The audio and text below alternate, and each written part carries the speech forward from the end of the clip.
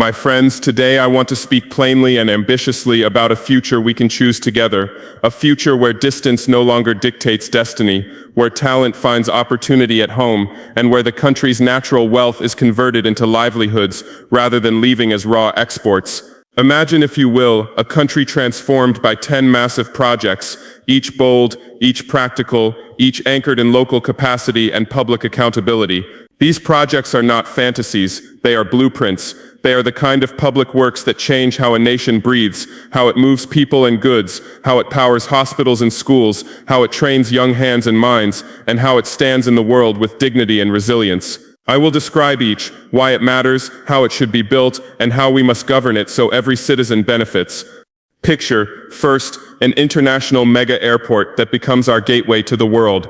Not a vanity project, but a thoroughly planned hub that shortens transit times for fresh produce, that brings specialists quickly to remote clinics, and that anchors a maintenance, repair, and overhaul industry. This airport should be financed with a blended model, concessional loans, public-private partnerships, and revenue bonds tied to realistic demand studies, and built under strict transparency rules. Local content clauses must be binding, apprenticeships mandatory, and environmental safeguards non-negotiable. The terminal should feature cargo cold chain facilities, bonded warehousing, maintenance hangars, and training academies.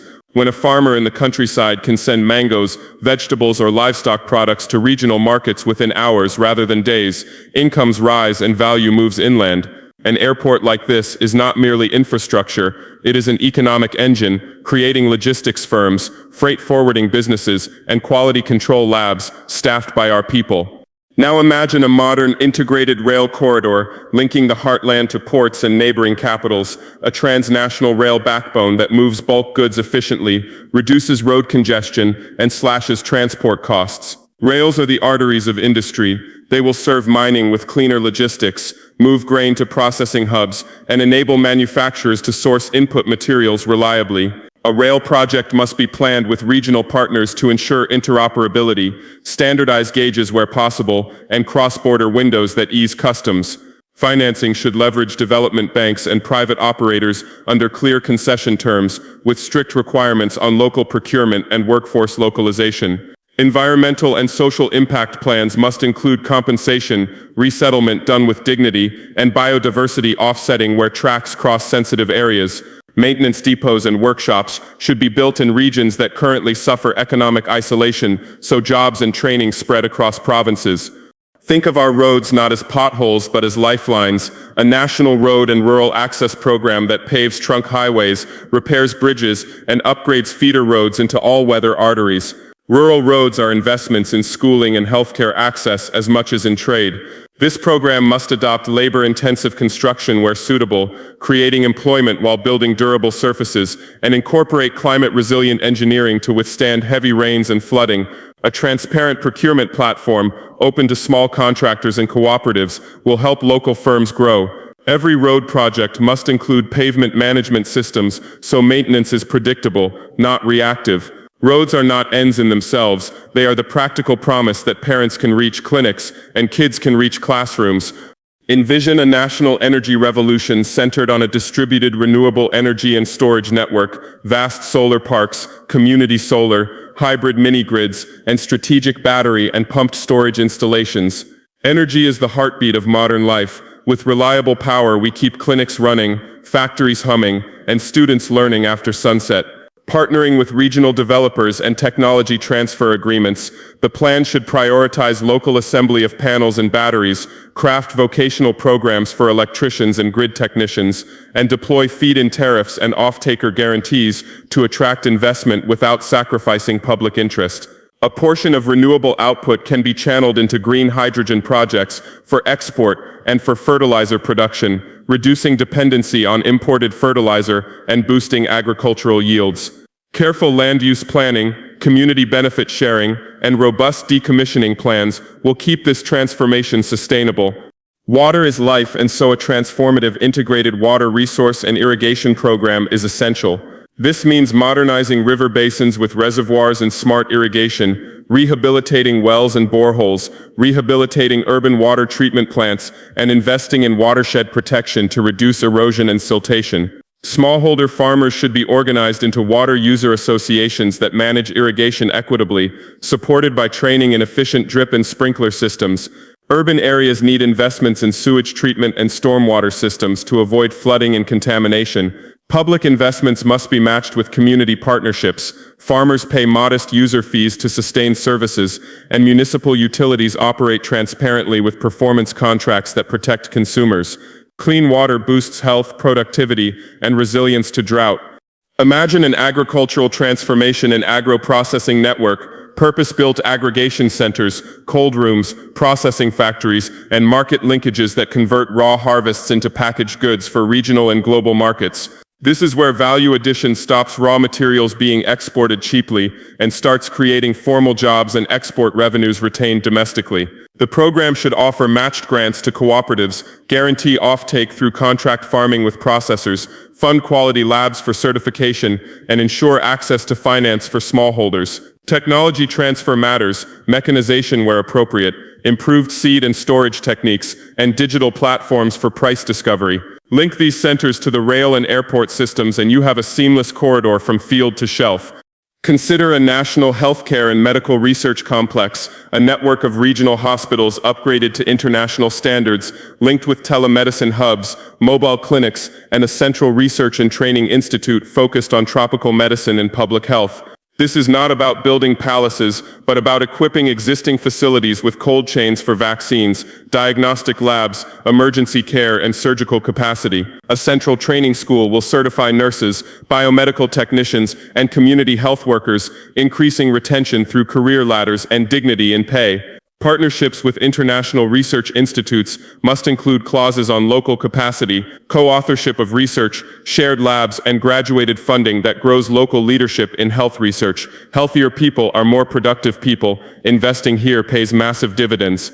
Visualize a national knowledge and skills ecosystem, a network of universities, polytechnics, and vocational training centers oriented to the country's strategic industries, aviation maintenance, renewable energy, ICT, agribusiness, and construction.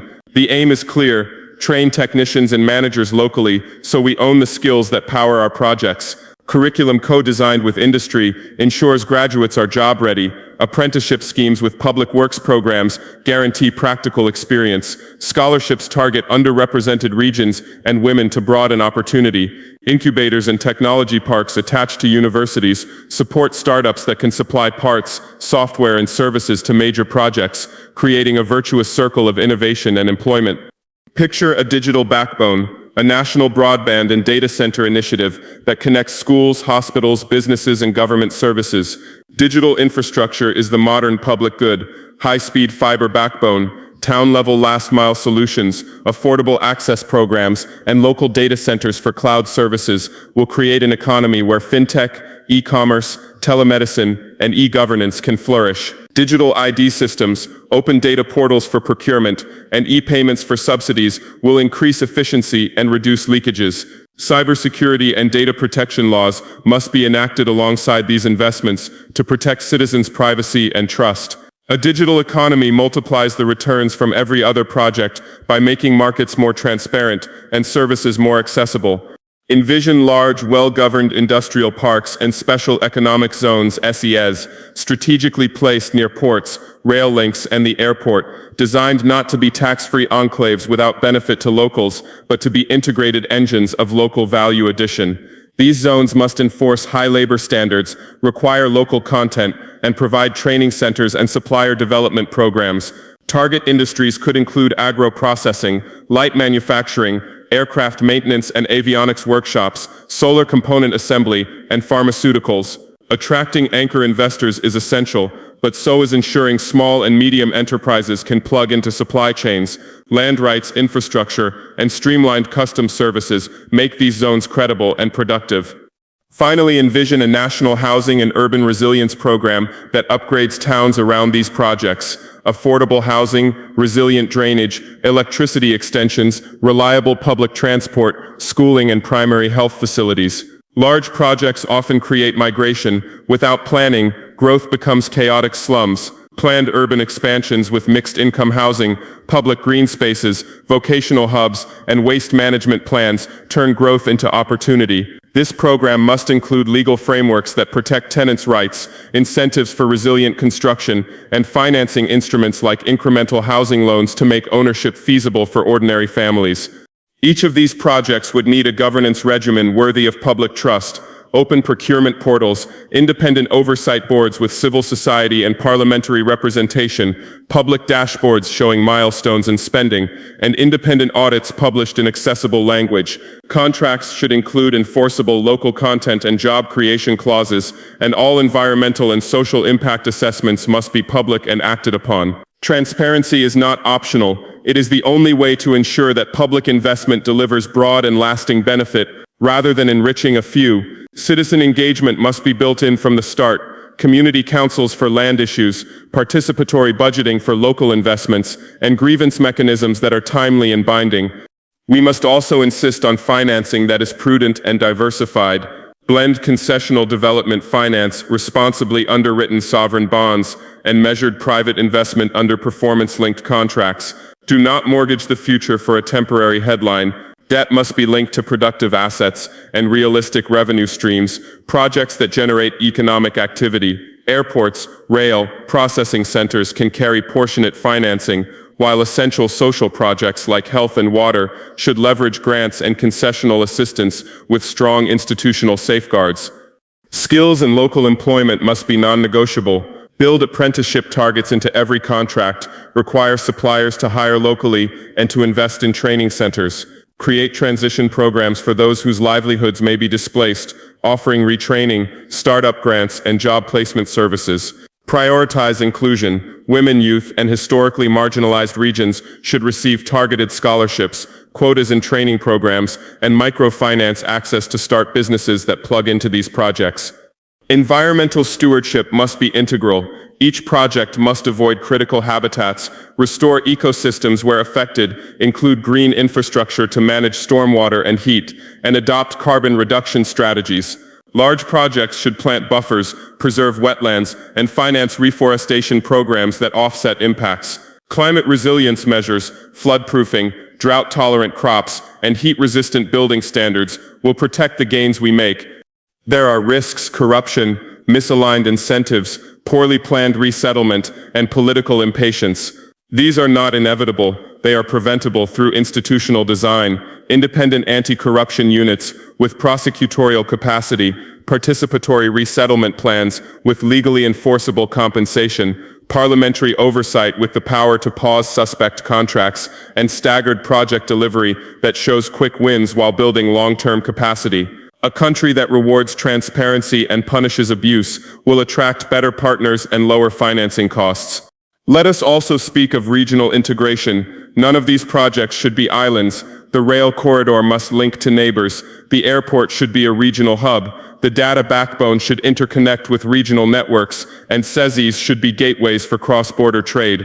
Regional cooperation multiplies returns and reduces vulnerability to single market shocks. Invite neighbors to co-invest in maintenance facilities and training centers. Shared infrastructure reduces costs and builds political goodwill. Finally, let us think not only of concrete and steel, but of culture and purpose. Every project gives us a chance to tell a different story about ourselves, that we can plan, build, and govern with competence and care, that we can balance ambition with humility, that we can enlarge opportunity without leaving anyone behind. Celebrate apprentices, not just inaugurations.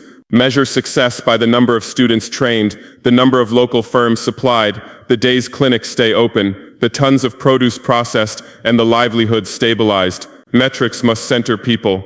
This list of 10 projects, an international airport, a rail backbone, a national roads program, a renewable energy and storage network, integrated water and irrigation systems, agro-processing and value chains, a regional health and research complex, a knowledge and skills ecosystem, a national digital backbone, and industrial parks coupled with urban resilience, is ambitious by design. It must be ambitious because the challenges we face are large, but ambition without humility is vanity. Ambition with discipline becomes legacy.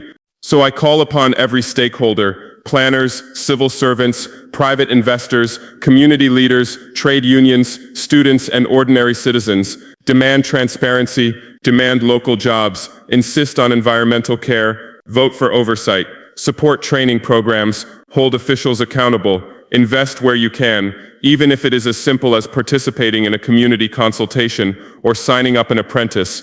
The state can build the scaffolding, but the nation must furnish it with talent, integrity, and sustained care. We will not be perfect. Mistakes will happen, and when they do, we must correct them in public and in good faith. But we must also be bold enough to try, because the cost of inaction is the slow erosion of possibility. Choose these 10 projects not because they make headlines, but because they change lives. Let us make a pact that when infrastructure is needed, we build it wisely. When training is required, we provide it boldly. When finance is offered, we accept it prudently. And when governance slips, we insist on repair. If we undertake these initiatives with discipline, inclusivity, and transparency, we will lay the foundations for a generation that does not migrate because there is no choice, but chooses to stay because opportunity is here. Our children will inherit not just roads and terminals, but schools full of teachers, firms brimming with expertise, hospitals staffed and stocked, and a landscape where the rising sun lights fields connected to markets, universities humming with inquiry, and hangars where our engineers repair aircraft with confidence. Let us therefore act with courage and with care. Let us plan in multi-sectoral teams, consult with communities, build with local hands, and govern with open books. The work will be hard, the seasons unpredictable, the politics often contentious, but it is worthy. If we get this right, we will not only transform an economy, we will transform the story we tell about ourselves. We will show that a nation can create its own possibilities, and that development, when done for the many, becomes an enduring patrimony for generations to come. Major infrastructure as economic engines build an international mega airport, a transnational rail backbone, and a national roads program to slash transport costs, speed trade, and connect producers to markets. Energy, water, and food security. Deploy a distributed renewable energy network, integrated water resource/irrigation systems, and an agro-processing value chain to boost productivity, resilience, and local value addition.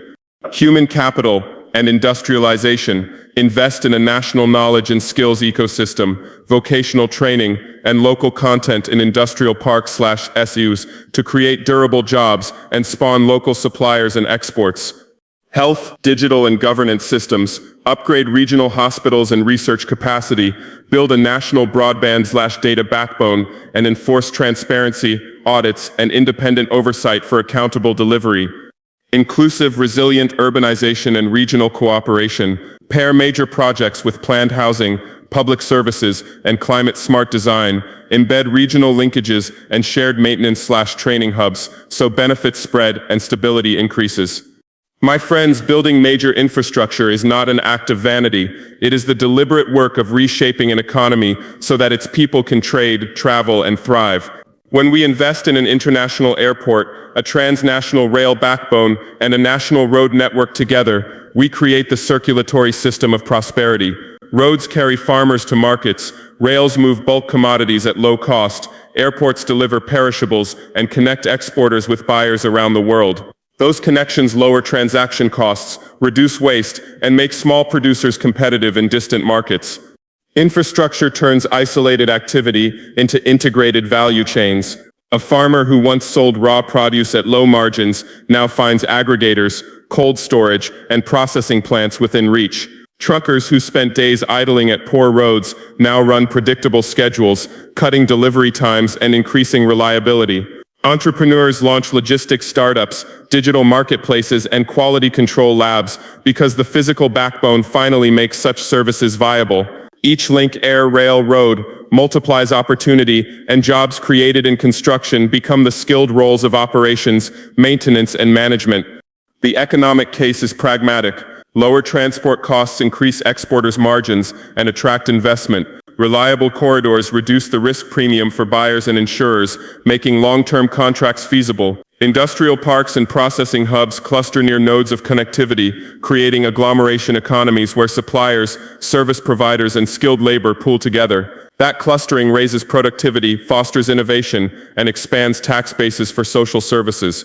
Good infrastructure must be built with the social contract front and center. Prioritize local hiring, apprenticeship programs, and transparent procurement so benefits spread instead of concentrate.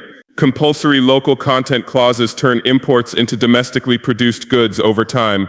Environmental safeguards, community consultations, and fair compensation for land ensure projects do not trade progress for injustice. Maintenance plans and long-term funding mechanisms prevent decay. A road unrepaired is an investment undone. Governance is decisive. Public dashboards, independent audits, and parliamentary oversight keep projects aligned with public interest. Performance-linked financing ties disbursements to milestones, and third-party monitors verify outcomes. When citizens can follow budgets and timelines, accountability rises and corruption decreases. Finally, design for resilience. Climate-adaptive engineering, flood-resistant bridges, heat-tolerant pavements, and elevated railbeds protects infrastructure and communities. Multimodal planning that links ports, rail yards, and airports optimizes flows and adds redundancy, so shocks do not paralyze trade.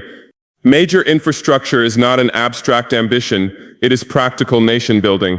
When thoughtfully financed, transparently governed, and socially inclusive, these projects convert movement into incomes, connectivity into industry, and opportunity into durable prosperity for generations to come. Let us build with purpose and keep the people at the center of every plan. My friends, secure energy, water, and food systems are not luxuries. They are the foundation of a stable, prosperous nation. Without reliable power, clinics cannot refrigerate vaccines, schools cannot run evening classes, and small factories cannot keep the machines that make livelihoods humming. Without dependable water, crops fail and families fall ill. Without a resilient food system, hunger becomes a political and social fault line.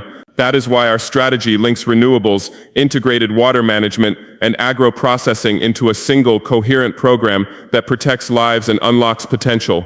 First, energy. We will build a distributed renewable network, solar parks, community microgrids, and strategic storage that brings power close to homes, clinics, and farms. Decentralized systems reduce transmission losses and ensure villages are not left waiting on distant grids. Local assembly of panels and batteries creates jobs and reduces import reliance. Vocational programs certify electricians and technicians to keep systems online.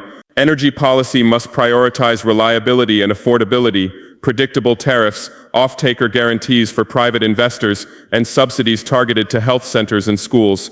With water pumps running and cold chains maintained, agricultural value chains finally function end-to-end.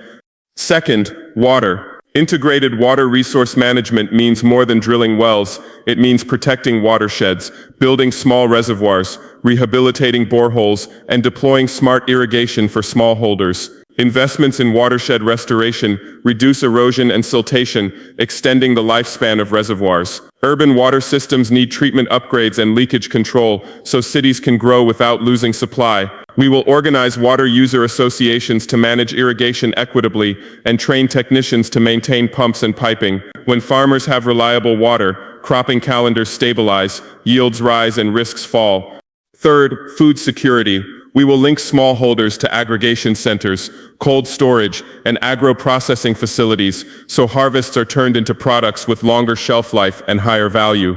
Contract farming with processors ensures markets and credit, while quality labs certify produce for export. Investments in improved seeds, post-harvest handling, and extension services raise productivity sustainably. Markets must be accessible. Better rural roads, refrigerated transport, and e-market platforms let farmers capture fair prices. These three pillars reinforce one another. Renewable power runs irrigation and cold rooms. Water systems enable year-round cropping. Processing adds value and creates jobs. Funding must be blended. Concessional finance for public goods, private investment in scalable services, and community co-financing for ownership. Governance is key. Transparent procurement, clear performance metrics, and community representation in management bodies. This integrated approach transforms vulnerability into resilience. It keeps clinics open, children in school, and families fed. It turns shocks into manageable tests rather than existential crises. Let us invest boldly, govern transparently, and train our people so that energy, water, and food security become not the exception, but the rule for every household and every community. My friends, human capital and industrialization are the twin engines that turn potential into prosperity. One builds skilled minds and hands, the other gives those minds places to work and innovate. Investing in people is not charity, it is the most reliable industrial policy. When we educate technicians, certify artisans, and train managers, we are seeding factories, labs, and clinics with talent that can transform imports into local products, casual labor into careers, and short-term projects into lasting industries. First, training must be practical and aligned with demand. Technical colleges, apprenticeships, and on-the-job learning programs should be co-designed with industry, so graduates meet real needs from day one. Curriculum must emphasize problem-solving, digital literacy, and quality control as much as rote tasks. Internship placements in factories and maintenance hubs convert theory into competence. Certification pathways should be nationally recognized and portable across the region, so skills create mobility and marketability for our people. Second, industrial policy must create predictable demand for those skills. Local content requirements in public contracts, anchored by transparent audits, give startups and small manufacturers a foothold. Incubators and technology parks linked to universities give entrepreneurs access to mentoring, prototyping facilities, and seed finance. We must support supplier development programs so small firms meet standards required by larger manufacturers, creating supply chains that retain more value domestically. Third, finance and incentives must be structured to reward investment in people. Loans with technical assistance components, tax credits for training expenditures, and guaranteed procurement windows for certified local suppliers align private incentives with public goals. Microfinance and blended funds can help small enterprises scale production from cottage workshops into formal suppliers for industrial parks. Public support should be catalytic, not permanent, building businesses that sustain themselves.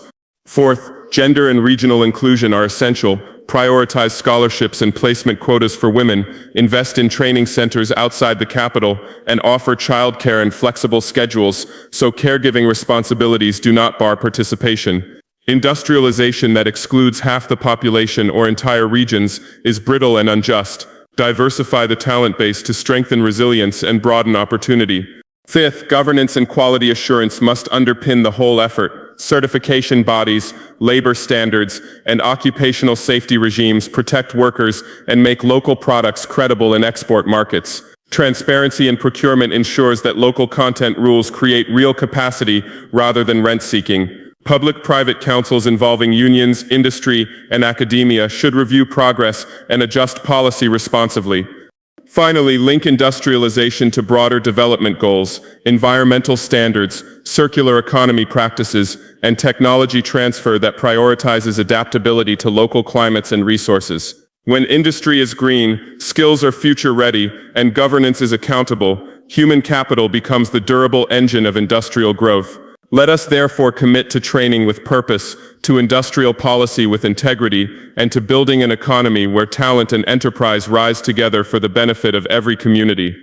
My friends, a nation's strength is measured not only by bridges and factories, but by the quiet reliability of its clinics, its data networks, and the honesty of its public institutions. Health, digital, and governance systems are the triple backbone of modern life. They keep families safe, connect citizens to opportunity, and ensure that power answers to the people. First, health. A functioning health system is a promise that no child will die for lack of a simple vaccine, no mother for lack of a skilled midwife, and no village for lack of clean water. We must upgrade regional hospitals, equip laboratories, and strengthen supply chains so medicines arrive on time and stay cold from port to patient. Telemedicine hubs can link rural clinics to specialists, turning distance into a solvable problem. Training is as vital as buildings. Nurses, community health workers, biomedical technicians, and emergency responders must have clear career ladders, fair pay, and continuing education. Public health surveillance, routine data on outbreaks, nutrition, and maternal health guides resources where they are needed most. When health is reliable, classrooms stay full, farms stay productive, and hope takes root. Second, digital. Connectivity is the new infrastructure. A national fiber backbone, affordable last-mile access, and secure data centers will power schools, small businesses, and hospitals alike. With EID and interoperable digital payments, citizens can register births, pay taxes, receive subsidies, and start businesses without bribes or endless queues. Farmers can check prices, students can access courses, and clinics can transmit diagnostics in real time.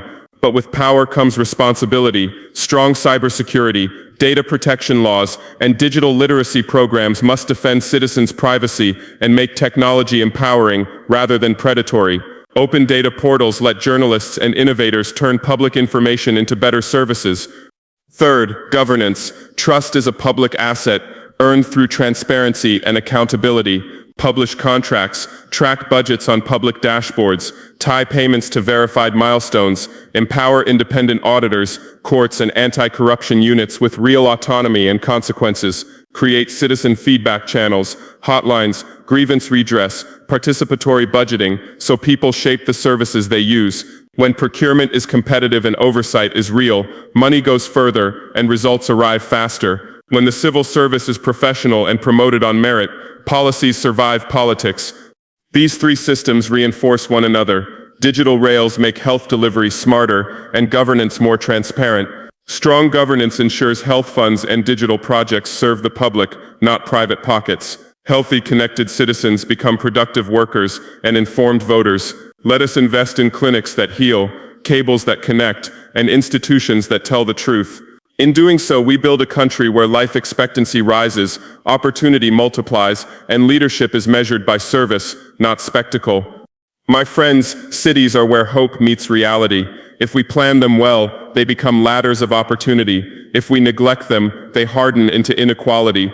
Inclusive, resilient urbanization means designing towns and neighborhoods so that every child can reach a classroom, every worker can reach a job, and every family can reach a clinic, no matter their income or address. It means building housing that is safe and affordable, streets that are walkable and lit, markets that welcome small traders, and transit that connects peripheral communities to the beating heart of the economy. Inclusion begins with land and housing. We must replace informal sprawl with planned extensions that provide secure tenure, serviced plots, and mixed income developments. When families hold clear titles or fair long-term leases, they invest in their homes. When developers receive predictable rules, they build responsibly. Add to this community facilities, childcare centers, vocational hubs, and green spaces so that city growth translates into human development, not displacement. Women's safety must guide design, lighting, transport frequency, and policing strategies that allow everyone to move with dignity at dawn and after dark. Resilience is our answer to a changing climate. Drainage systems must be engineered for new rainfall patterns, rivers buffered with restored wetlands, buildings cooled by shade, ventilation, and reflective materials, and waste turned into energy or compost rather than flooding our streets. Early warning systems, well-drilled emergency services, and neighborhood response teams can turn disasters from tragedies into managed events. Every new road, bridge, and school should be designed to withstand tomorrow's heat and storms, not yesterday's averages. Mobility is the bloodstream of inclusion. Prioritize bus rapid transit, safe sidewalks, bicycle lanes, and integrated ticketing so that a cleaner, cheaper commute replaces congestion and pollution. Pair transport with digital connectivity, public Wi-Fi corridors, e-ticketing, and open data so that entrepreneurs can build services atop public infrastructure and citizens can hold providers to account. None of this happens in isolation. Regional cooperation multiplies each city's strength. Shared water basins require joint management. Energy grids stabilize when interconnected. Metropolitan rail and highway corridors become trade spines linking inland producers to ports and airports. Common building codes, mutual recognition of professional certificates, and pooled procurement for buses or solar panels cut costs and raise standards across borders. When neighboring cities coordinate on logistics parks, tourism circuits, and emergency response, investment becomes less risky and growth more balanced. Let us therefore plan with the periphery in mind, build with climate in view, and govern with neighbors at the table. If we do, our cities will not be pressure cookers of inequality, but engines of fairness, places that bend opportunity toward every household and bind our region together in shared resilience and shared prosperity.